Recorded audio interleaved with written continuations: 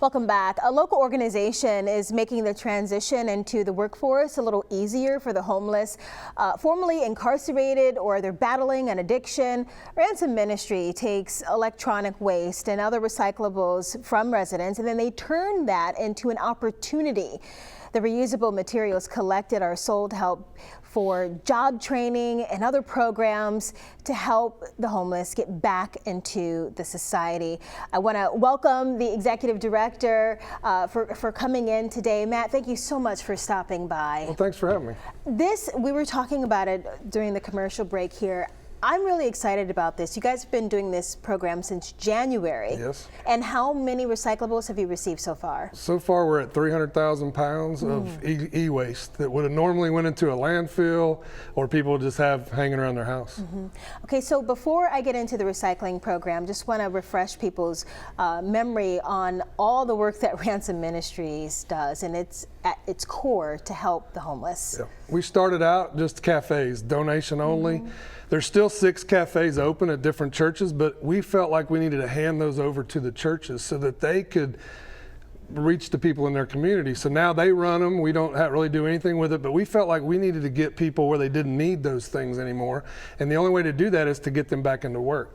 So we found out that if you can rapidly attach someone to a job coming out of homelessness, incarceration, or drug addiction, then they're more apt to do a better job and be more successful when they get out. So we started Reprogram, which is a life skill job training program where they learn resume writing, they learn interviewing skills, they learn how to be of good character, what employers are looking for, how to be those things, because many of the people we deal with have never had anyone show them those things. Right. So it's kind of like telling someone to do something they've never seen before because they haven't had a lot of role models showing them or whatever. So we show them those things, but we realized we were missing a demographic. We were missing people that may be coming out of prison, but they can't come sit through a class and not get paid any money. They got to make money somehow. Right. So the rapid attachment thing is if you don't rapidly attach them to a job, they're going to go back to doing what they were doing before they were incarcerated, before they were on drugs, and because that's natural to them. So we rapidly attach them. So we go, what can we do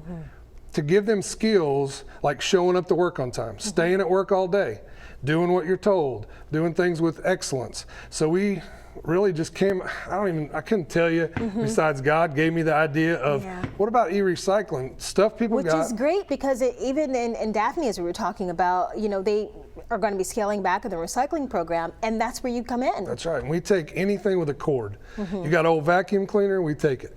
We love computers because there's more value in those, because we pay them an hourly wage, because we want to also teach them how to budget their money, how to handle money. We want them to be able to get a car, we want to be able to get driver's licenses, we want to be able to get a house, so they can learn how to function. We call it a theater of work, and all it is a practice for when they really get on the job, because a lot of times a guy that gets out of prison or coming out of addiction, they have a lot of roadblocks. Might be they have to pay restitution, they have to do all these things. Well, they get the job and they can't handle it and the stress of it. And people that are business people, they got to run a business, so they can't wait on them to figure it out.